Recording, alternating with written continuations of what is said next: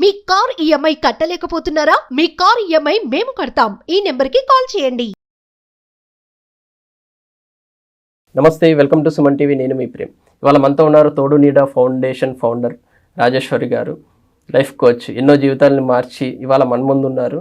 అమ్మగారితో మాట్లాడి కొన్ని విషయాలు తెలుసుకుందాం. నమస్తే. నమస్తే ప్రేమ్. చిన్న ప్రశ్న. రీసెంట్గా ఒక సినిమా చూశాను. చెప్పండి. ఒక ముసలావిడ, 70 సంవత్సరాల ముసలావిడ సడన్ గా 20 సంవత్సరాలకి వెళ్ళిపోయింది అనమాట. Oh my baby. ఆమె చేయాలనుకున్నవన్నీ ఆ చిన్నతనంలో అనుకున్నవన్నీ ఈ ఏజ్ లో తీర్చుకునేది. అట్లా మీకేమైనా ఉందా అమ్మా? అసలు సడన్ గా మీరు ఒకవేళ 20 సంవత్సరాలకి వెళ్ళిపోయితే ఎవరికి ఫస్ట్ సారీ చెప్పాలనుకుంటా ఉన్నారు? ఎవరితో మాట్లాడాలనుకుంటా ఉన్నారు? అసలు ఏమి చేయాలనుకుంటా ఉన్నారు? నేను నా పిల్లలకి సారీ చెప్పాలి ముందుగా. ఎందుకంటే 20 సంవత్సరాలకే నాకు 3 పిల్లలు పుట్టేశారు. ఇంచుమించుగా 21 సంవత్సరాలకి 3 పిల్లలు పుట్టేశారు. 20 సంవత్సరాలకి. ఆ రోజుల్లో ఎర్లీ మ్యారేజెస్, బాల్య వివాహాలు ఉండేవి. 13-14 ఏళ్ళకే నాకు పెళ్ళి అయిపోయింది. 20 ఏళ్ళకి 3 పిల్లలు పుట్టేశారు. అందులో నాకు ప్లస్ పాయింట్ ఏంటంటే 20 సంవత్సరాలకే పిల్లలు పుట్టేయడం వల్ల 40 సంవత్సరాలకి 40-42 వచ్చేటికి పిల్లలు అందరూ సెటిల్ అయిపోయారు. అప్పటికి వాళ్ళకి 20 ఏళ్ళు వచ్చాయి. 18 ఏళ్ళకి అమ్మాయికి పెళ్లి చేసేసాం. 20 ఏళ్ళకి మగ పిల్లలు డిగ్రీలు అయిపోయి ఇంచుమించు ఉద్యోగాలకు కూడా వచ్చేసారు. సో 40 ఏళ్ళకి నాకు బాధ్యతలు తీరిపోయాయి. అది ప్లస్ పాయింట్ అందులో. అయితే ఈ ప్రక్రియలో నేను పిల్లలు పుట్టిన తర్వాత 30 ఏళ్ళకి నేను చదువు మొదలుపెట్టిన తర్వాత పిల్లల ఆలనా పాలనా చూసుకునే అవకాశం దొరకలేదు నాకు. మా పేరెంట్స్ దగ్గర ఉండి నేను చదువుకునేదాన్ని. చేత పిల్లలు, స్కూళ్ళు, క్యారేజీలు, బాక్సులు, భోజనాలు అన్నీ మా అమ్మగారు చూసుకునేవారు. అంచేత పిల్లల బాధ్యత మా అమ్మగారికి వదిలేసి నేను చదువులో పడిన తర్వాత పిల్లలకి నేను టైం కేటాయించలేకపోయాను. ఎందుకంటే పిల్లలు చిన్నపిల్లలుగా ఉన్నప్పుడు ఎక్కువ తల్లికి బాగా దగ్గరగా ఉంటారు పిల్లలు. ఆ సమయాన్ని నేను వాళ్ళకి ఇవ్వలేకపోయాను. వాళ్ళ మనసులో ఉన్నా, నా మనసులో ఉన్నా కూడా పిల్లలతో ఎక్కువ సమయం గడిపితే మా అమ్మగారు కోప్పడేవారు. వెళ్ళి చదువుకో, నీ టైం వేస్ట్ అవుతుంది, నేను భోజనం పెడతాను కదా, నేను స్నానం చేయిస్తాను కదా అనేవాళ్ళు. దాంతో ఆ భయానికి వచ్చేసేదాన్ని. కానీ నా మైండ్లో మాత్రం ఉండేది, అయ్యో పిల్లల్ని నేను పెంచలేకపోతున్నాను, వాళ్ళకి టైం ఇవ్వలేకపోతున్నాను. ఈ టైంలో ఇన్ని సంవత్సరాల తర్వాత, 50 సంవత్సరాల తర్వాత మీరు అడిగినా కూడా నా గొంతు గద్గదమవుతుంది తలుచుకుంటే. అంచేత వాళ్ళకి తగిన సమయం కేటాయించలేకపోయాను అన్న బాధ నా మనసులో ఉండిపోయింది ఇప్పటికి కూడా. మీరన్నట్టు నాకే 20 ఏళ్ళు వస్తే ఇప్పుడు చదువు సంఖ్య అన్నీ పక్కన పెట్టేసి ధైర్యంగా నా పిల్లలకి తగిన సమయం కేటాయించాలనే కోరిక మాత్రం నాకు చాలా గాఢంగా ఉండిపోయింది. ఇప్పుడు పెద్ద అయిపోయాక పిల్లలందరూ పెద్దవాళ్ళు అయిపోయారు. మా అబ్బాయికి కూడా 50 ఏళ్ళు 60 ఏళ్ళు వచ్చేస్తున్నాయి.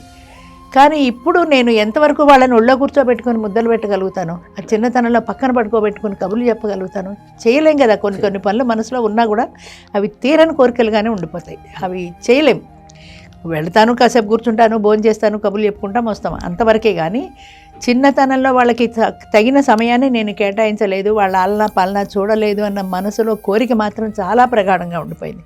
అంచేత నేను మళ్ళీ 20 ఏళ్ళు వెనక్కి కనుక పెడితే భగవంతుడి దయ వల్ల నా పిల్లలకి కావలసినంత సమయం కేటాయించుకోవాలి. మేమిద్దరం కలిసి ఆనందంగా కబుర్లు చెప్పుకుంటూ, కథలు చెప్పుకుంటూ, పక్కన పడుకొని అమ్మ చెప్పే కథలు వింటూ నా పిల్లలు పెరగాలి, వాళ్ళకి నేను అన్నం పెట్టాలి, వాళ్ళని నేను స్కూళ్ళకి పంపించాలి. ఇలాంటి కోరికలు నా మైండ్లో చాలా ఉండిపోయాయి.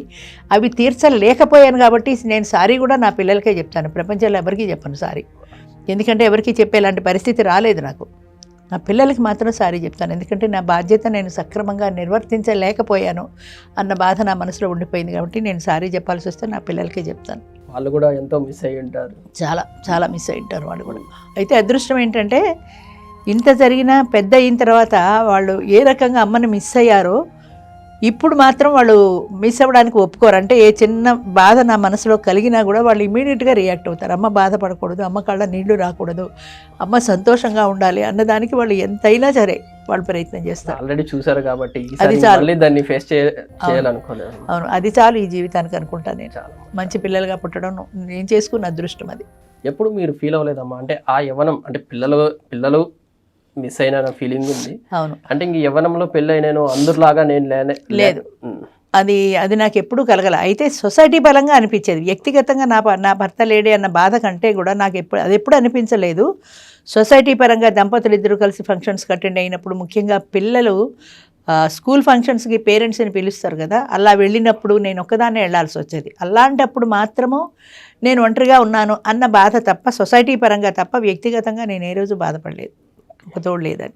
ఇప్పుడున్న తల్లిదండ్రులకి వాళ్ళ పిల్లలతో ఎలా ఉండాలి, మీరు పడిన బాధ వాళ్ళు పడకుండా ఉండడానికి అవును. ఏ సలహా చెప్దాం అనుకుంటాను? ఇప్పటి తల్లిదండ్రులు అప్పుడు నాకు తీరిక సమయం లేక నేను పిల్లలకి టైం కేటాయించలేదు. ఇప్పుడు తీరిక సమయం ఉన్నా కూడా పేరెంట్స్ ఎక్కువ మంది ముఖ్యంగా తల్లులు టైం కేటాయించట్లేదు. అంటే సంపన్న కుటుంబాల్లో బాగా పనివాళ్ళని పెట్టుకోవడం అలవాటు.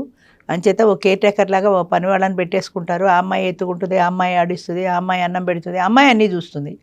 కనీసం భోజనం పెట్టేటప్పుడైనా మనం పెట్టుకోవచ్చు కదా. ఆ టీవీ చూస్తూ అమ్మాయిని అన్నం పెట్టమనకపోతే మన పిల్లలకి మనం అన్నం పెట్టుకోవడంలో ఒక ఆనందం ఉంటుంది. అది తెలియటం లేదు చాలామందికి తెలియటం లేదు. అది మిస్ అయిన తర్వాత తెలుస్తుందేమో, కానీ దాన్ని మిస్ అవ్వకండి. పిల్లలతో గడిపే సమయాన్ని సైకాలజిస్టులు కూడా చెప్తున్నారు, పిల్లలతో సమయాన్ని గడపండి, మీరు పేరెంట్గా పిల్లల బాధ్యతలు వహించండి అని. స్కూల్కి పంపించేసి నా బాధ్యత అయిపోయింది అనుకుంటే సరిపోదు.